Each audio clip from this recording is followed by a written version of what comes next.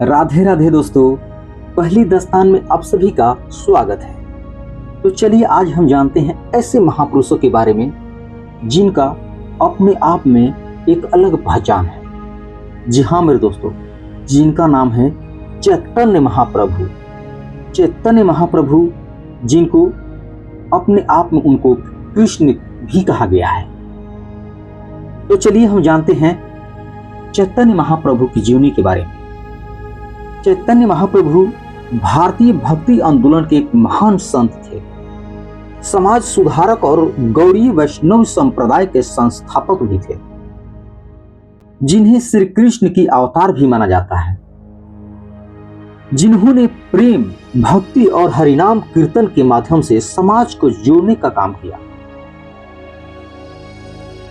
चैतन्य महाप्रभु का जन्म 18 फरवरी 1486 को बंगाल के नवद्वीप वर्तमान पश्चिम बंगाल में हुआ था। उनके पिता का नाम जगन्नाथ मिश्रा और माता का नाम सच्ची देवी था। जन्म के समय उनका नाम विश्वंभर मिश्र रखा गया था, लेकिन बचपन में लोग उन्हें प्यार से नीमाई भी कहते थे, क्योंकि उनका रंग सुनहरा था और नीम के पेड़ के नीचे जन्मे थे। चैतन्य महाप्रभु के कम उम्र में ही वेद, व्याकरण और अन्य शास्त्रों की गहरा अध्ययन कर लिया था। वे विद्या में अत्यंत प्रवीण थे और एक महान पंडित के रूप में प्रसिद्ध भी हुए थे। उनका विवाह लक्ष्मी प्रिया नामक कन्या से हुआ था, जो नवद्वीप के ही एक ब्राह्मण परिवार से थी। बाद में लक्ष्मी प्रिया के देहांत के पश्चात उन्होंने दूसरी बार विष्णु प्रिया से विवाह किया।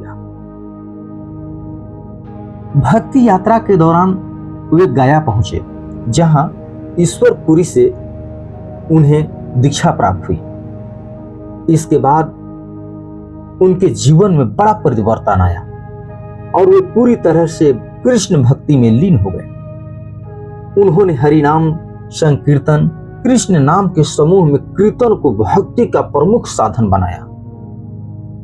उन्होंने लोगों को जाति, धर्म या वर्ग के भेद किए बिना भगवान के नाम का कीर्तन करने और प्रेम भाव से भगवान का स्मरण करने की शिक्षा दी।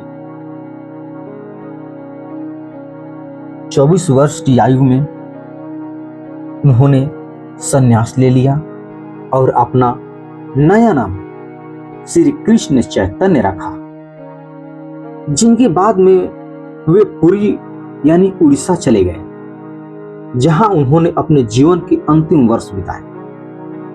उन्होंने वृंदावन, दक्षिण भारत और कई अन्य पवित्र स्थानों की यात्रा की और भक्ति के संदेशों का प्रचार किया।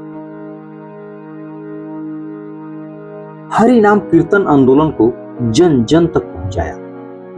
गौड़ीय समाज वैष्णव संप्रदाय की स्थापना की। जाति पाति के बंधनों को तोड़कर सबको कृष्ण भक्ति का अधिकार दिया, जिनकी शिक्षाओं पर आधारित प्रमुख ग्रंथ भी है चैतन्य चरितामृत और चैतन्य भागवत है।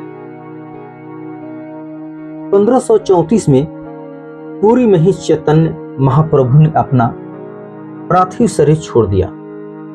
आज भी उनकी शिक्षाएं, कीर्तन और प्रेम का संदेश करोड़ों लोगों को हृदय को छूता है। तो ये कहानी आप लोगों को कैसी लगी? अगर अच्छी लगी तो एक लाइक कर दीजिएगा और इस वीडियो को शेयर कीजिएगा, कमेंट कीजिएगा। अगर हमारे चैनल पर आप लोग नए होंगे हमारे चैनल को सब्सक्राइब कर लीजिएगा, क्योंकि ऐसे कहानी आप लोगों के बीच हम लाते रहेंगे। तो तब तक धन्यवाद।